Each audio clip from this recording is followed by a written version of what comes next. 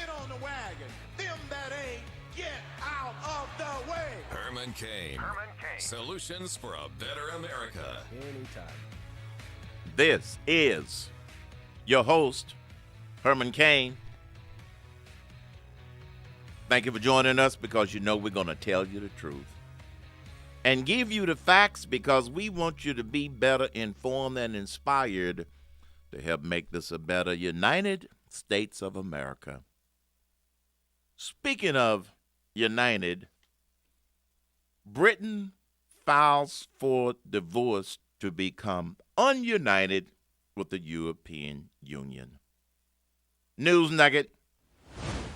Britain filed for divorce from the European Union with fond words and promises of friendship that could not disguise the historic nature of the schism, or the years of argument and hard-nosed bargaining ahead of the UK leaves the embrace of the bloc for an uncertain future as global Britain.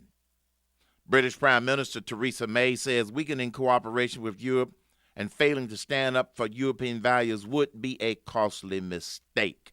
Our vote to leave the EU was no rejection of the values that we share as fellow Europeans. As a European country, we will continue to play our part in promoting and supporting those values during the negotiations and once they are done. And she goes on to say that Britain has a bright future. Now that the decision to leave has been made and the process is underway, it is time to come together. For this great national moment needs a great national effort, an effort to shape a stronger future for Britain. So let us do so together. Some people are probably wondering about the significance of this.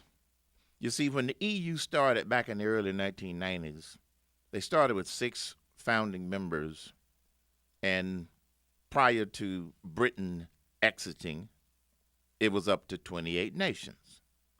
And some people may be asking the question, well, why are they breaking away?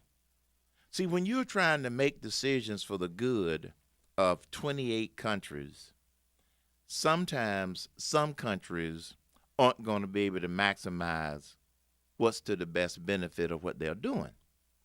Remember, the people voted for them to exit the European Union. And so she's basically carrying out the will of the people. But just like President Trump wants to have bilateral, one-on-one relationships with various countries in order to maximize the benefit to both countries, including the United States, Britain is doing exactly the same thing. So it's much harder to forge commonalities in terms of agreements across 28 nations than it is to do it on a bilateral, one-on-one basis. That's what's going on. And since they have been a part of the European Union for so long, it's going to take some time to unwind some of the agreements that they had amongst the 28 nations. News nugget. Sanctuary cities. Seattle Mayor Ed Murray says Seattle is suing the Trump administration over the executive order against sanctuary cities. It is violating the law. It is unconstitutional. Today, the city of Seattle filed a lawsuit in the United States District Court against President Trump, Attorney General Sessions, Homeland Security Chief Director John Kelly. Seattle Mayor Ed Murray goes on to say that the federal government cannot withhold money from Seattle and other cities that don't go after immigrants. The 10th Amendment of the Constitution says that the federal government cannot specify how local governments must go about enforcing federal law. Yet that is exactly what the president's order does. Well, not so fast, Kemosabe. I looked up the 10th Amendment. Now, I'm not a lawyer, but this is probably why you all are going to court. Because he's saying that the federal government cannot withhold money. Yes, they can. They can withhold money. And the federal government is not asking the cities or the states to do anything other than cooperate. And that's where they're missing out on this whole thing. So when I went and read the 10th Amendment, it didn't say exactly what he said, folks. And another thing, pure and simple, not to cooperate with the federal government on enforcing federal laws breaks the law. Period. See, these cities have gotten a pass for the last 8 years. So they think it's the right thing to do. Except there's a new sheriff in town, and they want to enforce the laws. L.A. Mayor Eric Garcetti says even though Los Angeles is cited as a sanctuary city, it really isn't. Nothing could be further from the truth. We work every single day with ICE and other folks. This is why some people don't know what to believe. They have been acting like a sanctuary city. He wants it both ways. They want to be a sanctuary city without being a sanctuary city so they can get the money, but all the federal government is saying is, we just want you to cooperate when you catch a illegal criminal. David LaPan, speaking on behalf of the Homeland Security Department, reassures mayors that the feds do not intend a broad sweep of illegals. We do not conduct sweeps. We do not conduct raids. We're looking for specific people. And usually those specific people get caught by local authorities, and the Homeland Security, the FBI, know who they are. All they want them to do is to turn them over. But as is normally the case, the Democrats want to go after people's emotions in order to get them riled up against what the federal government is trying to do, which is simply to enforce the laws. That's all. Simply to enforce the laws. News nugget. Pledging cooperation for the expanded probe. Well, the Senate is now going to take up probing whether or not there was any Russian connection. I'm so sick of this. And as Sean Spicer said yesterday, there's no new news. Senator Richard Burr, chairman of the Senate Intelligence Committee, was asked, in my opinion, a stupid question by a reporter when she said, do you think you can remain objective in conducting this investigation since you supported President Trump? Lady, doesn't everybody support somebody? What are you going to do? Recuse the entire Senate, recuse the entire House because they supported somebody? Here's what Senator Burr had to say. He said, yeah, he voted for President Trump, but it won't impact the investigation into Russian meddling. But I've got a job in the United States Senate, and I take that job extremely serious. It overrides any personal beliefs that I have or loyalties that I might have. And even the Democrat, the senior Democrat on the committee, Mark Warner, says the Senate committee is ready to find out if Russia meddled in the presidential election. We're here to assure you, and more importantly, the American people who are watching and listening, that we will get to the bottom of this. And they have been digging and digging and digging for weeks. Let them keep digging. Devin Nunes, chairman of the House Intelligence Committee, had to fire back again against criticism that he is acting like a surrogate to the White House and not an independent investigator. We're going to do an investigation with or without them, and if they want to participate, that's fine. And Sean Spicer, White House press secretary, says Nunes is simply doing his job properly. He has met with people who are cleared to discuss classified information regarding a review that he is conducting. That's how it's supposed to work. Now, I want to remind the listeners, the Democrats and the media constantly want to throw distractions out there to distract from the work that this administration is trying to do. But on the other hand, this administration is plowing forward in trying to get things done that it said it was going to get done. News nugget. Busted. Colluding with the Chinese. The Justice Department announced charges against a State Department employee who prosecutors said failed to disclose contact she had with Chinese intelligence agents and accepted gifts from the agents ranging from cash to a laptop computer to a fully furnished apartment. Not a good idea. News nugget. Repeal and replace revived. Republican lawmakers in both the House and the Senate aren't ready to walk away from efforts to pass legislation repealing and replacing Obamacare, even if it means compromise among conservatives or working with Democrats. There's nothing wrong with that. The good news is they're not going to walk away from it. At the same time, they are going to tackle tax reform. News nugget. Looking for a mountain from a molehill. Thousands of people have signed an online petition calling on Melania Trump to either move to Washington or start paying for the expensive New York security detail required to protect the First Lady and the Trump's son, Barron. Memo to these 200,000 misguided folk. She's already said she's moving to Washington. They also said they were going to wait until the school year ended, which it has. And yes, now she's going to move. Another one of those distractions that had absolutely no meat to it. I call it news you could lose. News nugget. A new Fox poll that came out hot off the press just this morning.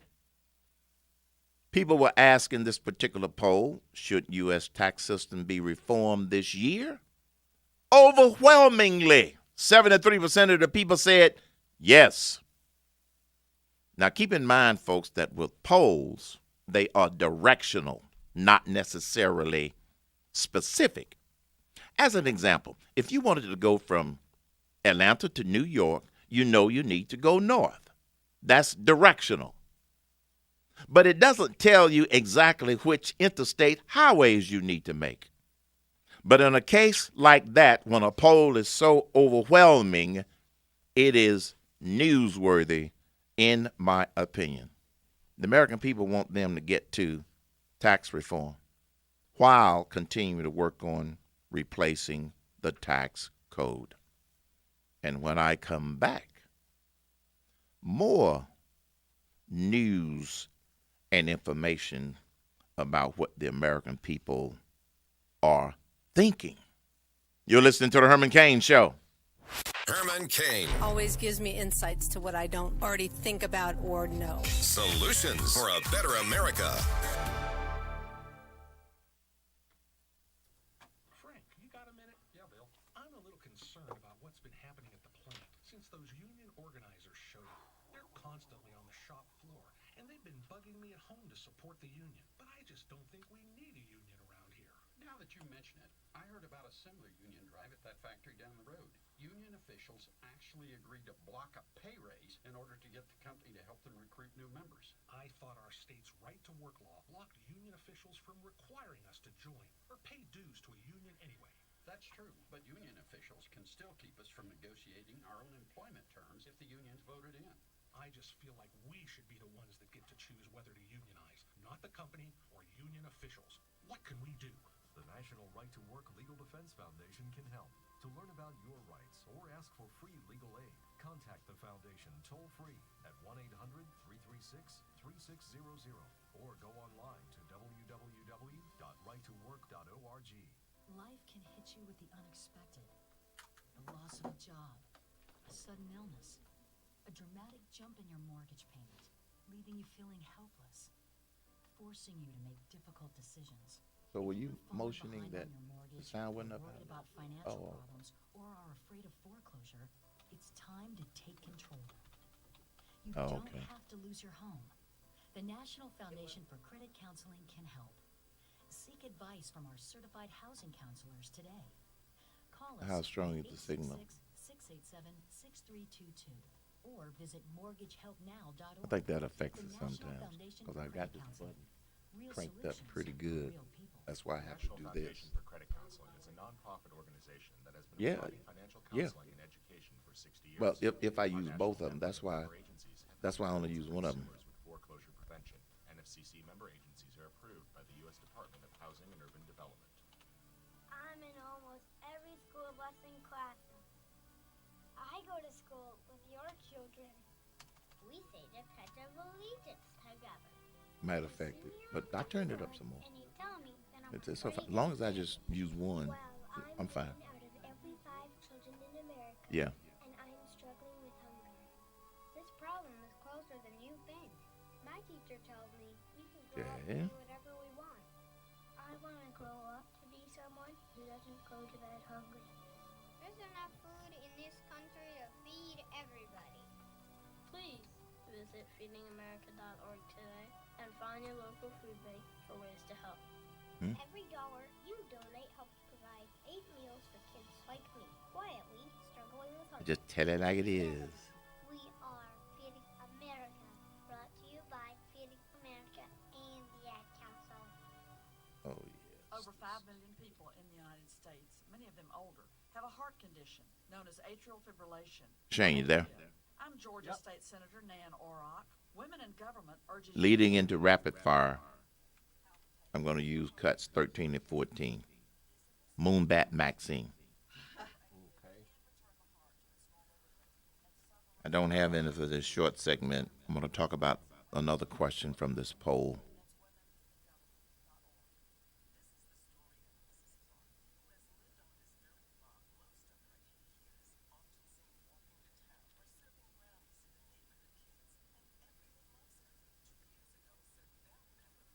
All right, I am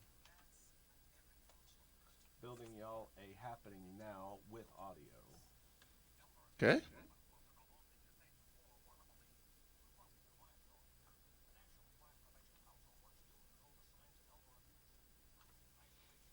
going to print it out for Frazzles because it'll just be easier to do it off a sheet. Actually, do you both want it on a sheet? I can look at the prompter.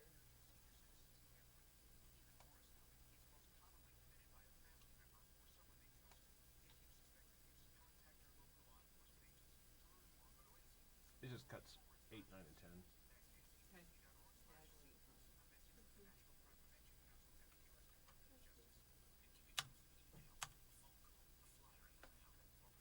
Herman Cain Show, what do you want to say on Rapid Fire?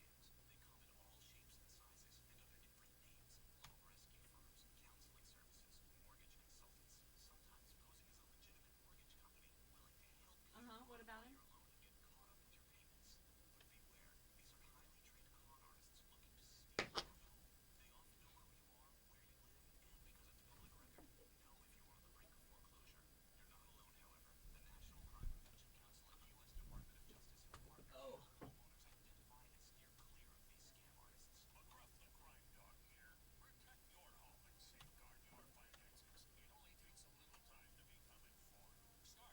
What's your first name? Lisa, and you're in Georgia? Okay, hold on for me. Keep the radio off, please, okay? Thanks. Coming back. Alrighty.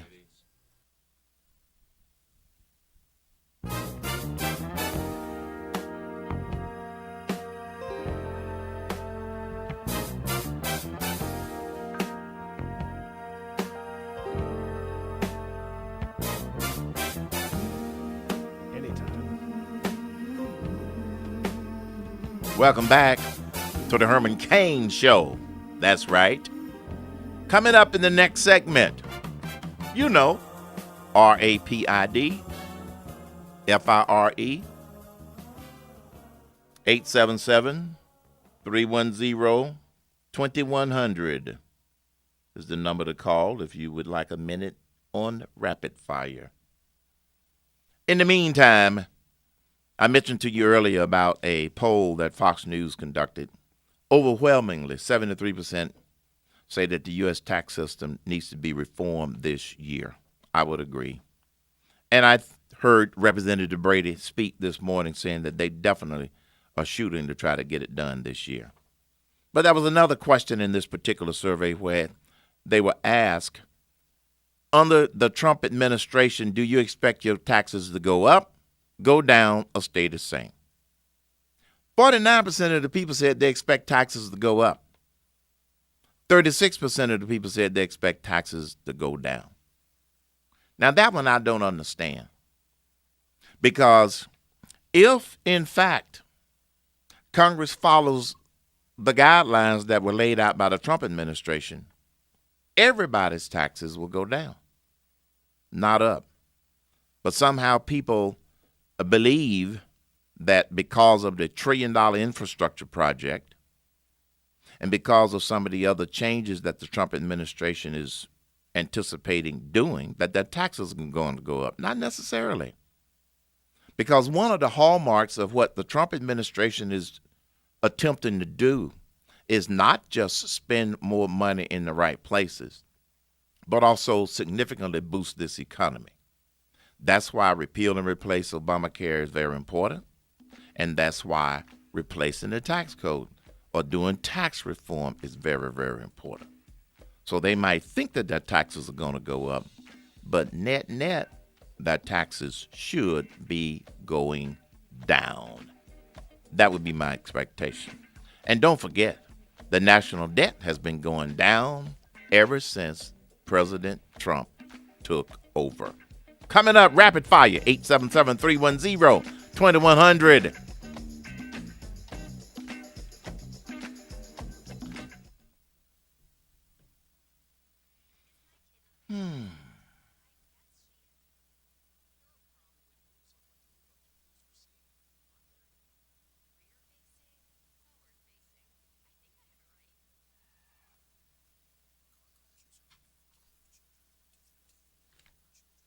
Whatever it is.